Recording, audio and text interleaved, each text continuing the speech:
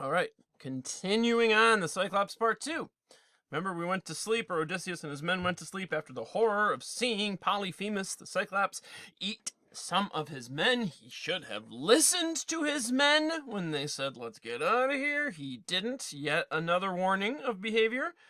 But there's also some good stuff, too. Remember, he didn't kill the Cyclops when he could have. They would have been stuck between a rock and a hard place. A good leader always thinks as well. So they go to sleep.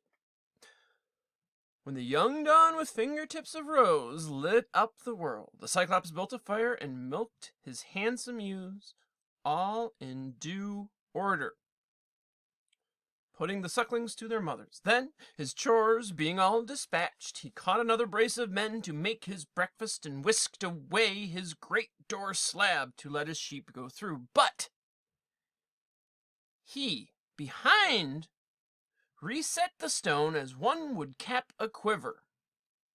Again, I'm sure you've never seen a Cyclops roll a giant stone back over the door, but being young Greek boys and girls, you probably know how to put a cap on a quiver. A quiver's of arrows, so like, the thing that contains all the arrows on your back, you can put a cap on it so all the arrows don't come out. It's an epic simile, making the unfamiliar familiar. So he puts the door back and traps Odysseus inside. There was a din of whistling as the Cyclops rounded his flock to higher ground, then stillness. And now I pondered how to hurt him worst. If but Athena granted what I prayed for, here are the means I thought would serve my men. A club or staff lay there along the fold. An olive tree, felled green and left to season for Cyclops' hand. And it was like a mast, a lugger of 20 oars, broad in the beam, deep sea going craft might carry. So long, so big round it seemed. Now I chopped out a 6-foot section of this pole and set it down before my men, who scraped it, and when they had it smooth, I hewed again to make a stake with a pointed end. I held this in the fire's heart and turned it, toughening it, then hid it well back in the cavern under one of the dung piles in profusion there. Now came the time to toss for it. So, essentially, they make a giant lance or a giant sharpened stick. They hide it, and now they are basically drawing short straws. They're tossing dice, who ventured along with me. So he is rolling, or basically choosing, which men will join him in the attack.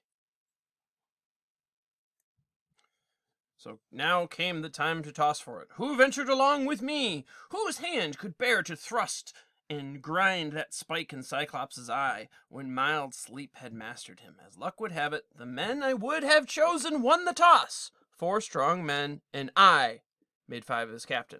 Once again, just like when they parked on the beach, or actually across the bay there, and they rowed over to see the island, he did not tell his men to go there, do that. He says, come follow me. Again, a good leader. This is a model of behavior. A good leader leads from the front, not from behind. He never would ask his men to do what he wouldn't do himself, and he throws himself in. And then, to make it fair amongst his men, has them toss for it. Continuing on. At evening came the shepherd with his flock, his woolly flock. So here comes Polyphemus the Cyclops returning.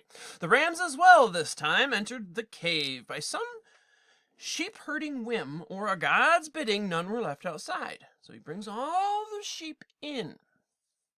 He hefted his great boulder into place and sat down to milk the bleeding ewes in proper order, put the lambs to suck, and swiftly ran through all this evening's chores. Then he caught 2 more men and feasted on them. My moment was at hand, and I went forward, holding an ivy bowl of my dark drink, looking up and saying, so remember, they had this one drink where mortals would have to mix it with 20 parts water to 1 part. That's how strong this liquor was. But he's bringing it to Polyphemus unmixed, so it is darn near lethal, really potent. Cyclops, try some wine. Here's liquor to wash down your scraps of men. Taste it and see the kind of drink we carried under our planks. I meant it for an offering if you would help us home, but you are mad, unbearable, a bloody monster. After this, will any other traveler come see you? He seized and drained the bowl, and it went down so fiery and smooth, he called for more. Give me another, thank you kindly. Tell me, how are you called? I'll make a gift that will please you. Even Cyclopses know the wine grapes grow out of grassland and loom in heaven's rain, but here's a bit of nectar and ambrosia. the victuals of the gods. 3 bowls I brought him, and he poured them down. I saw the fuddle and flush come over him. There's some good alliteration, right? When words start with the same sound. I crept quietly across the kitchen. Doesn't have to be the same letter, the same sound. And so here we have an example. A fuddle and flush came over him. Then I sang out in cordial notes, Cyclops, as you ask my honorable name, remember the gift you promised me, and I shall tell you. My name is Nobody. Mother, father, and friends, they all call me Nobody. And he said, Nobody's my meat. Then after I eat his friends. Others come first. Now there's a gift I'll give you. Even as he spoke, he reeled and tumbled backwards, his great head lolling to one side, and sleep took him like any creature, drunk, hiccuping. He dribbled streams of liquor and bits of men. Now, by the gods, I drove my big handspike deep into the embers, charring it, and cheered by my men along with the battle talk to keep their courage up. No quitting now. The pike of olive, green though it had been, reddened and glowed as if it were about to catch fire. I drew it from the coals, and my 4 fellows gave me a hand, lugging it near the Cyclops. As more than natural force nerved them, straight forward they sprinted, lifted it, and rammed it. Now we're going to continue in a second, but think of how cunning he is, or the word is metis in Greek, but cunning. Won the Trojan War with the Trojan horse. He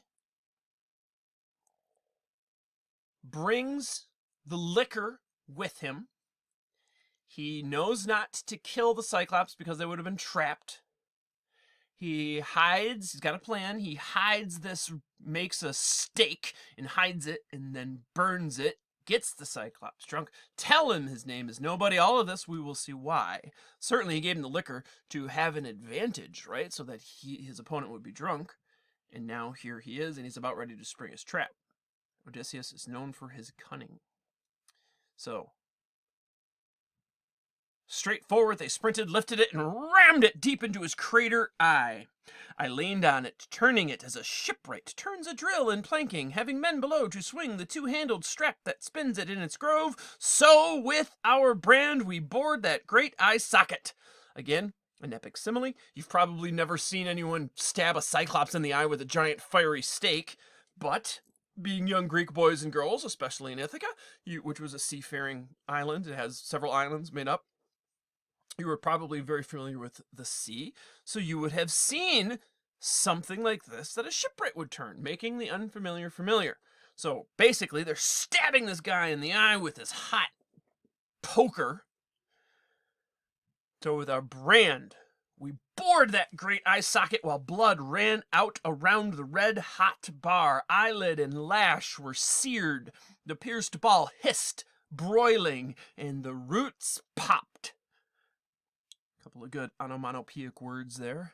They sound like what they are, like to pop or hiss. In a smithy, one sees a white-hot axe head or an adze plunged and wrung in a cold tub, screeching steam, the way they make soft iron hail and hard. So just like that, another epic simile, that eyeball hissed around the spike. The Cyclops bellowed, and the rock roared round him, and we fell back in fear. Clawing his face, he tugged the bloody spike out of his eye, threw it away, and with wild hands went groping. Then he set up a howl for all other Cyclopses who lived in caves on windy peaks nearby. Some heard him, and they came by divers ways to clump around outside the call. Remember, there's a rock covering to his cave. So all the other Cyclopses come around. What ails you, Polyphemus? You know, they're knocking on the door. Why do you cry so sore in the starry night? Will you not let us sleep? Surely no man's driven off your flock. No man has tricked you or ruined you. Out of the cave, the mammoth Polyphemus roared in answer. Nobody! Nobody's tricked me. Nobody's ruined me. To this rough shout, they made a sage reply. Ah, well, if nobody has played you foul, then there in your lonely bed we are of no use. In pain given by great Zeus, let it be your father, Poseidon, Lord, to whom you pray, and they trailed away. So, a couple things we just learned. One, his cunning comes through again. He was thinking about this the whole time. He said nobody because he figured if Cyclops were to help, they're gonna say, who's hurting you? Nobody is hurting me. So, once again, an example of a model of behavior. You must be clever in warfare. Brains can often win the battle, not just brawn. Also, we learn another reason that Poseidon does not like Odysseus. One, when they left Troy, Poseidon felt that they were a little cocky. And now two, Odysseus has blinded one of his sons, Polyphemus. So the other Cyclopses leave, and I was filled with laughter to see how, like a charm, the name deceived them. Now Cyclops, wheezing as the pain came on him, fumbled to wrench away the great door-stone, and squatted in the breach with arms thrown wide for any silly beast or man who bolted, hoping somehow I might be such a fool. So again, throws open the rock, and then kind of says, almost dares them to keep running, and he's swiping and feeling for them. But they are not that foolish. Again, Odysseus's cunning wins out. Yeah, I'm not such a fool, but I kept thinking how to win the game. Death sat there huge, but how could we slip away? I drew on all my wits and ran through tactics, reasoning as a man will for dear life, until a trick came, and it pleased me well. The Cyclops' rams were handsome, fat, with heavy fleeces and dark violet. 3 abreast, I tied them silently together, twining cords of willow from the ogre's bed. Then slung a man under each one. Remember, these are giant sheep, and he ties them 3 across, and he's tying men up underneath them. Slung a man under each middle one to ride there safely, shielded by the left and the right, so 3 sheep could convey each man. I took the woolliest ram, the choicest of the flock, and hung myself under his kinky belly, pulled up tight with fingers twisted deep in sheepskin ringlets for an iron grip. So breathing hard, we waited until morning. When dawn spread out her fingertips of rose, the rams began to stir, moving for pasture, and peals of bleating echoed round the pens, where dams with udders full called for milking. So they want to go out and go to the bathroom. Blinded and sick with pain from his head wound, the master stroked each ram, so he's feeling to see if it's a ram or the men. Remember, they're tied up underneath. Then let each pass, but my men, riding on the pectoral fleece, the underside, the giant's blind hands blundering never found. Last of them all the leader came, weighted by wool and me with my meditations. The Cyclops patted him and said, "Sweet cousin Ram, why are you lagging behind the rest in the night cave? You never linger so, but graze before them all and go far to crop sweet grass, and take your stately way leading among the streams until at evening you run to be the first in the fold. Why now so far behind? Can you be grieving over your master's eye? That carrion rogue and his accursed companions burnt it out when he had conquered all of my wits with wine. Nobody will not get out alive, I swear. Oh, had you brain and voice to tell where he may be now, dodging all my fury? Bashed by this hand and bashed on the rock wall, his brain would strew the floor, and I should have rest for the outrage. Nobody woke upon me. He sent us into the open then. Close by, I dropped and rolled clear of the ram's belly, going this way and that to untie the men. With many glances back, we rounded up his fat, stiff-legged sheep to take abroad, and drove them down to where the good ship lay. We saw as we came near our fellows' faces shining. Then we saw them turn to grief, tallying those that had not fled from death. Right? They realized some people didn't make it back. I hushed them, jerking head and eyebrow up, and in a low voice told them, load this herd. Move fast, and put the ship's head toward the breakers. They all pitched in at a loading, then embarked and struck their oars in the sea. Far out as offshore as shouted words would carry, I sent a few back to the adversary. So, 1, a model. He thinks ahead, his name nobody. Why? Because then when Cyclops calls out in the night and all the other Cyclopses come a-running, they say, who's hurting you? And he says, nobody's hurting me. So they all say, well, shut up. We're trying to get some sleep. Again, a model of behavior. Now we're about to see a warning. They're getting away scot-free. Or should I say, nobody is going to get the credit for besting the Cyclops, and Odysseus can't have that. So we're going to see a warning now. So he calls back, and he says, we would have gotten away free, far offshore. I sent back the words, "O Cyclops, would you feast out my companions? Puny am I, in a caveman's hands? How do you like the beating that we gave you, you damned cannibal? Eater of guests under your roof, Zeus and the gods have paid you." The blind thing, in his doubled fury, broke a hilltop in his hand and heaved it at us. Ahead of our black prow it struck and sank, whelmed in a spuming geyser, a giant wave that washed the ship's stern foremost back to shore. So, he's taunting him. I got away. The Cyclops picks up a giant boulder, almost sinks the ship. The giant wave, when the boulder hits, washes the ship back to shore. And then the giant wave washed the ship's stern back to shore. I got the longest boat hook out and stood fending us off, with furious nods to all to put their backs into a racing stroke and row, row, or you perish. So the long oars bent, kicking the foam sternward, making head until we drew away and twice as far. Now, with cupped hands, I heard the crew in low voices protesting. So he's putting his hands to his mouth again to call, and he says, I hear the crew. For God's sake, Captain, why bait the beast again? Let him alone. Just like when they said we should go. And he says, how sound advice that was, but I didn't listen. Here too, he does not listen. That tidal wave we had made on the first throw all beached us, all but stove us in.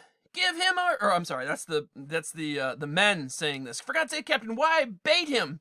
Let him alone. That first tidal wave he made on the first throw all but beached us, all but stove us in. Give him our bearing with your trumpeting, and he'll get the range and lob a boulder.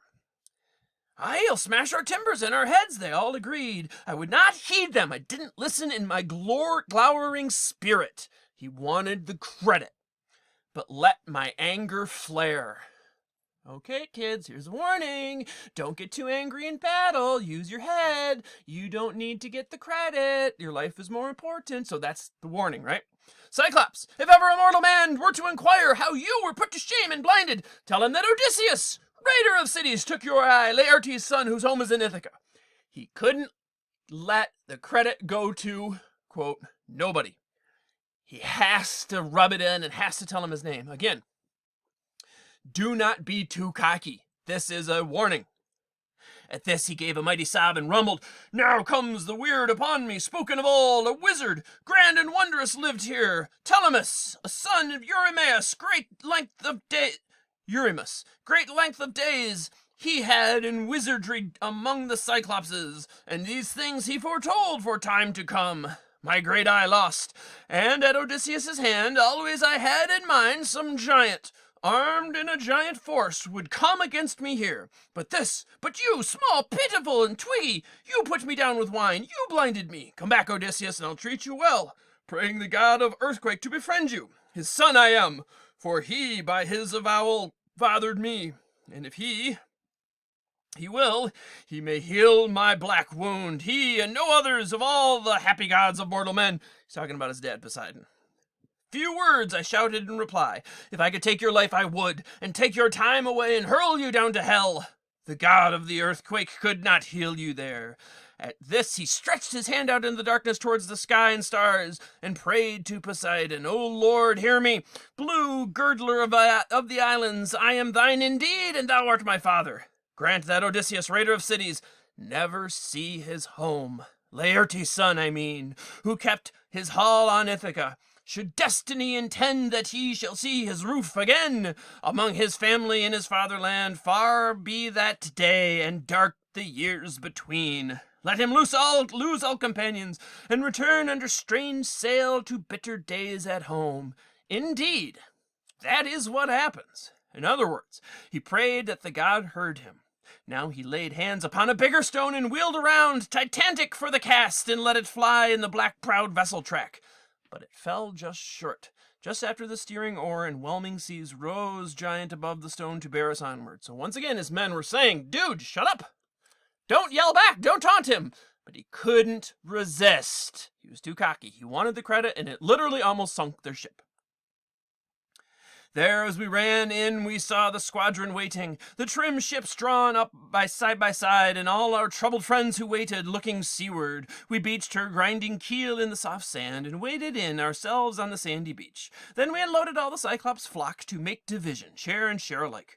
Only my fighters voted that my ram, the prize of all, should go to me. I slew him by the sea, and burnt his long thigh bones to Zeus beyond the storm cloud, Kronos' son, who rules the world. But Zeus disdained my offering, destruction for my ships he had in store, and death for those who sailed with me, my companions. Remember, this is all a story he's telling to King Alcinous. This is all the flashback of what happened after he left Troy. Now all day long until the sun went down, we made our feast out of mutton and sweet wine, till after sunset in the gathering dark, we went to sleep above the wash of ripples. When the young dawn with fingertips of rose touched the world, I roused my men, gave orders to man the ships, casting off the moor lines, and filling in it to sit beside the rowlocks, oarsmen in line, dipped oars in the grey sea. So we moved out, sad in the vast offering, having precious lives, but not our friends. So too, we come to the close of the Cyclops story.